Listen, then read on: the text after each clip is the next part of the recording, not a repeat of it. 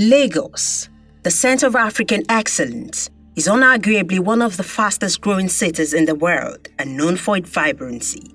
With an estimated population of over 17.5 million, it is Africa's leading new partnership for Africa's development, NEPAD city. The pursuit of a formidable government where everyone counts is an integral part of governance in the Babajide Olusola Sanwo-Olu's administration, and complementing this administration in this regard are the Community Development Associations, CDAs. With a maintained economic stability and forward-thinking leadership, the Governor of Lagos State, Mr. Babajide Sanwo-Olu, has prioritized the making of Lagos as a 21st century economy state as an inclusive development at all levels to collectively lead to a desired growth of the state. These developments extend to the over 3,400 CDAs that are currently active and engaging in self-help projects, which is a demonstration of their belief in the fact that development is a collective effort and cannot be left alone for government. To welcome them all to the grand finale on the 27th November at Police College, where they will be lucky to meet Mr. Governor face-to-face, and he has promised to share the day with them. He has promised, to identify totally with his communities, because those communities actually belong to him, and they should expect their salute to be received by him on the said day. I just want all rural community in the state to note that during the campaign of Mr. Governor, Mr. Babajide Olusola Sanwo-Olu, he made a promise, and today, promise made is promise make. He's now fulfilling one of his promise under the acronym of THEME. In other words, today, after we must have done everything, His Excellency is going to compensate the best 3 CDAs. Thereafter, we're also going to give some consolation prizes. This is to let others who are not making it today try to strive harder to make their community the best, because His Excellency wants to reduce the rural-urban drift.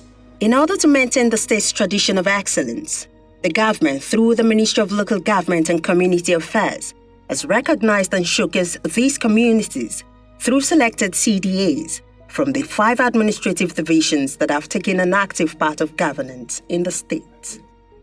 The CDAs, through the collective efforts of the residents, were able to provide electrification materials such as electric poles, street lights and transformers, construction of drainage channels, and road networks within their communities. These communities have come together to ensure that the welfare of residents are catered for in the little way they can, with donations and levies on themselves to provide healthcare, access roads, drainages, security measures, and more. So many projects have been done by these communities, but some of these projects have been put on hold or returned to their initial state due to challenges faced by the communities. The cumulative efforts of the individual CDAs have been tremendous over the years, impacting the communities and residents. These self-help projects have not gone unnoticed to the government, who through the Ministry of Local Government and Community Affairs made it a priority to visit, inspect, and appreciate them accordingly.